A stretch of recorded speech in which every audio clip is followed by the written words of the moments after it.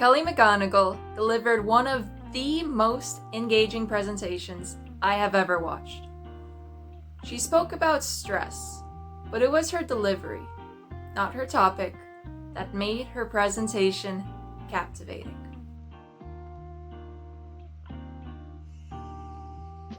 Kelly used two types of gestures throughout her talk. The first were moderate gestures, or those that only involve the hand and the forearms. These are common in everyday communication, but the sheer power of these gestures is that they consistently give your audience something new to look at. If you pay attention, you'll notice that Kelly switched to a new moderate gesture every 3 seconds or so. She would cycle through having her palms up, making fists, making a pinch, having her palms forward, and returning back to palms up. I'd love to show a clip, but I cannot because of copyright reasons, so I'll instead include the link to the talk in the description, along with the timestamps. The second type of gesture were large gestures, and these are more theatrical and make the presentation feel like a show. They can be descriptive, suggestive, emphatic, or prompting, and Kelly successfully used multiple of these throughout her talk. For instance, when she said that stress makes you break out into a sweat, she mimicked breaking out into a sweat. And by doing so, she made her presentation fun to watch. Using gestures in your presentation helps you captivate your audience because it consistently provides visual novelty. Watching a presentation with gestures is a lot like looking out the window of a train as it zooms through the countryside, because there's always something new to look at. So if you would like to include gestures in your presentation, you can do so with intentional planning.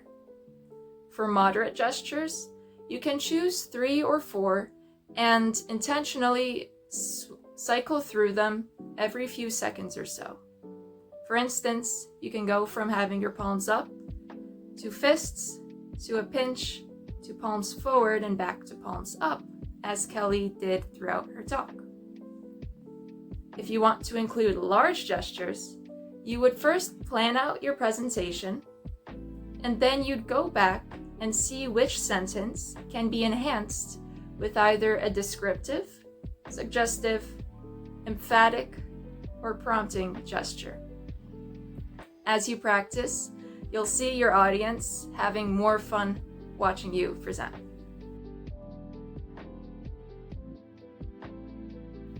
Kelly's use of engagement strategies ensured her audience enjoyed the talk because they made it interactive. Kelly transformed her audience from passive listeners to active participants with these strategies. In fact, she kicked off her presentation with one by asking audience members to raise their hands in response to the following question: how much stress have you experienced over the past year?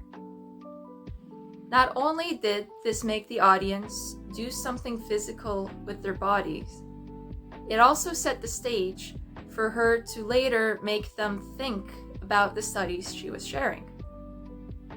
For each study she introduced, she said that the study asked participants, how much stress have you experienced over the past year? Or the same question that she had initially asked her audience.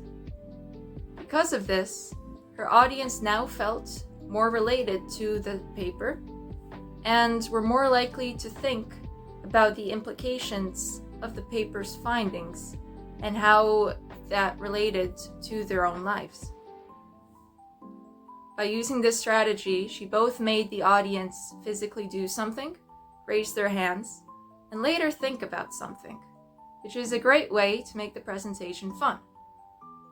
I want you to think back to 2 presentations. The first one, where the presenter made you do something, right? Raise your hands, get up and move around the room, maybe think about something.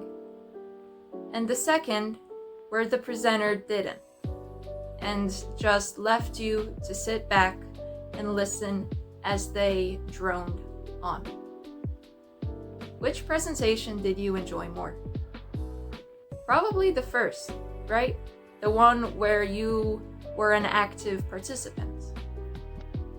So if you would like to craft presentations that make your audience be active participants, you can do so using a similar methodology as the large gestures, where you first plan out your presentation, and then you go back and determine points where you can ask the audience to do something. It could be physical, like raising their hands or counting on their fingers. It could be mental, like asking them to think back to a time or remember one. Once you do, all you would need to do is implement and execute your plan in delivery. And you'll find that your audience is enjoying the experience.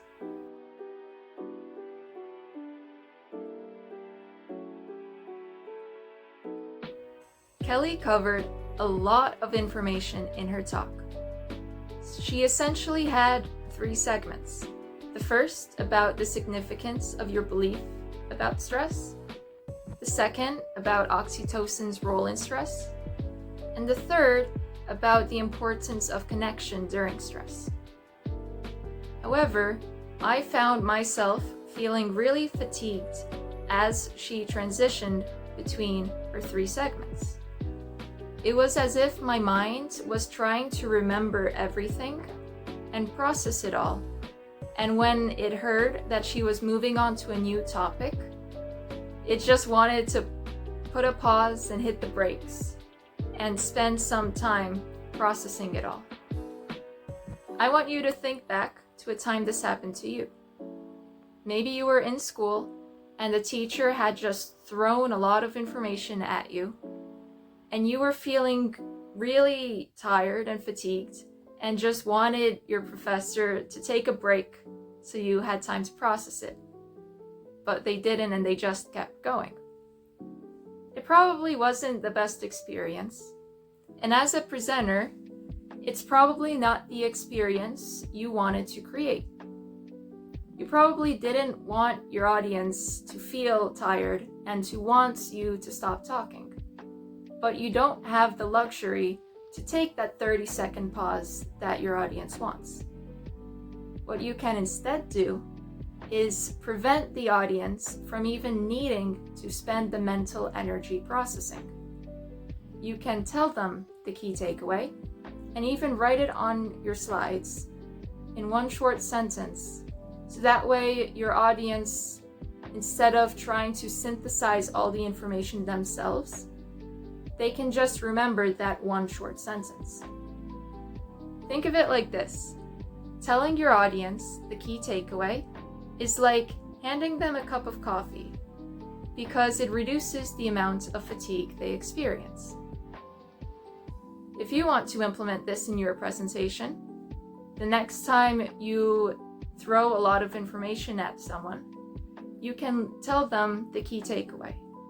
And this will ensure that they do not feel fatigued and are enjoying listening to you talk. I feel if Kelly had ended each segment by giving us the key takeaway, that I would have not felt as fatigued as I did. Kelly McGonigal delivered a masterclass in the use of gesturing and engagement strategies to captivate her audience. She could have elevated her presentation by telling the audience the key takeaway after each segment, which would reduce the amount of fatigue the audience experienced. Nevertheless, Kelly rocked her TED Talk and is definitely a speaker to learn from.